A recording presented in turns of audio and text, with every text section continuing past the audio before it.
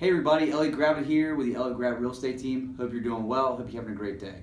Hey, we're doing another one of those business spotlights, and today we're bringing a really good friend of mine who I've known since high school. We actually went to college together as well. His name is Didier Occident, and he is a wealth advisor with Northwestern Mutual. And we're just excited to have you here today. Thanks for having me. So tell me a little bit about how you decided to get in the business and kind of where you started from. Okay, so as you know, I went to VCU. Yep. And did not know what I wanted to do after school. I worked. Not many of us did, right? Yeah, exactly. So I worked at Genworth and I worked at Wachovia Securities. Okay. Kind of analyst role, pushing Yeah. paper. Wasn't that excited about it. And as fortune would have it, Wells Fargo was getting taken over. Okay. My job was getting moved to St. Louis. You didn't want to go. Yeah, so didn't want to go. We'd just gotten married. Didn't want to start my life in St. Louis, Richmond's home. So this was around 2008, 2009. Sure. So I decided to stay on and get a severance, and I said it'll be easy. I'm 26, 27 years old. Right.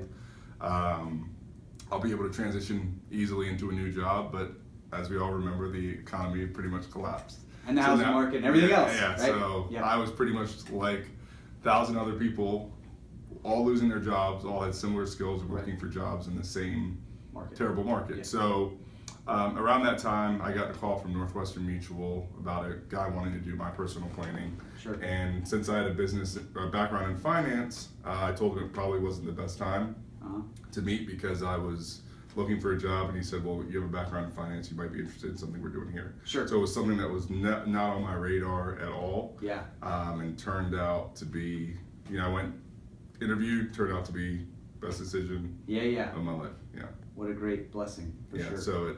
So I started there in April of 2009. Okay, great. So tell me a little bit about kind of what is it, I think everybody thinks, I think I know what a financial planner does, but I think you guys do a lot of things that people don't even sort of think about. So tell us a little bit about kind of things you do on a day-to-day basis. Sure. So day-to-day, I work primarily with business owners. We do a lot of work in the medical field, doctors, pharmacists. I have a few athletes. I do a few coaches. Sure. And then the rest is just personal, your average everyday person who works at Capital One or regular professionals. So really what I try to do is align someone's intentions with action. Right? Okay. So everyone has an intention of getting their finances together or planning for retirement. Sure. So what I try to do is put that all on paper and break it down into short goals, midterm goals, and then long-term goals. Okay, great. And then we sit down periodically to review a plan to help you get there.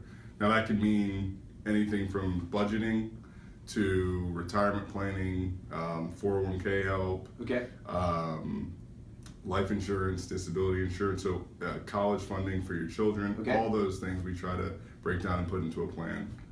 And we meet a few times a year, kind of review the progress towards those goals. So it's a lot more than just sort of like, hey, I just want to plan for retirement. There's a lot of things that go into it. Yeah. So I think a lot of times people have the misnomer that you need to have a ton of money to work with a financial advisor and it's all stocks and investing and Wall Street stuff, which is certainly part of it, but it's an overall plan. I have some clients where before they get a dog, they're checking with me to make sure budget-wise it makes sense. So the more areas that I can help, the more gratifying it is for me.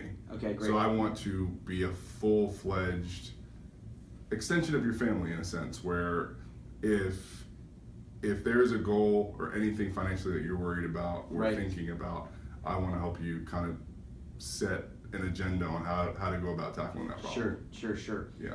So it sounds like to me you have a real bent on service.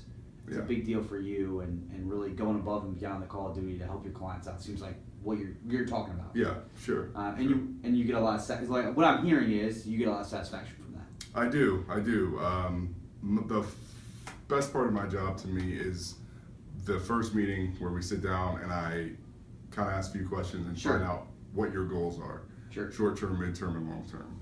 And the excitement comes from the fact that you have the opportunity now. You literally have the opportunity to try to make someone's dreams come true. Okay. Right? So everything in this world that you want to do costs money, takes money. Unfortunately, yes. We all get up every day, leave our houses to go to our job to make money. and make things happen. So my job is to figure out, well, what are you working for? Yeah. Help you identify it, help you attack it, and go get it. Yeah.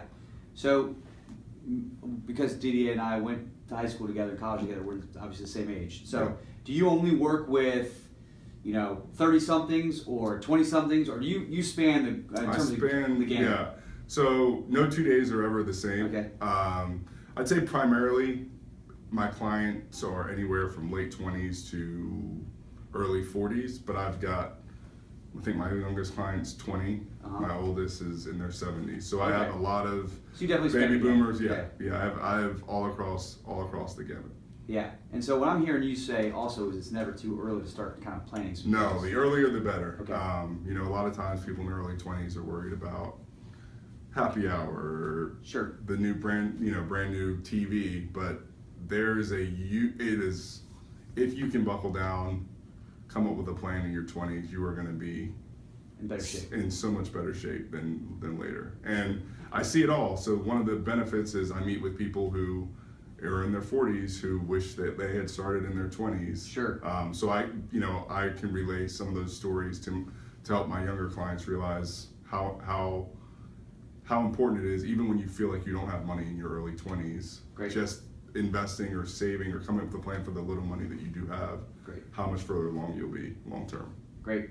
Well, that's awesome. Well, hey, I really appreciate you coming in. No problem. And seriously, I don't just give this advice because I've known him and we went to high school and college together.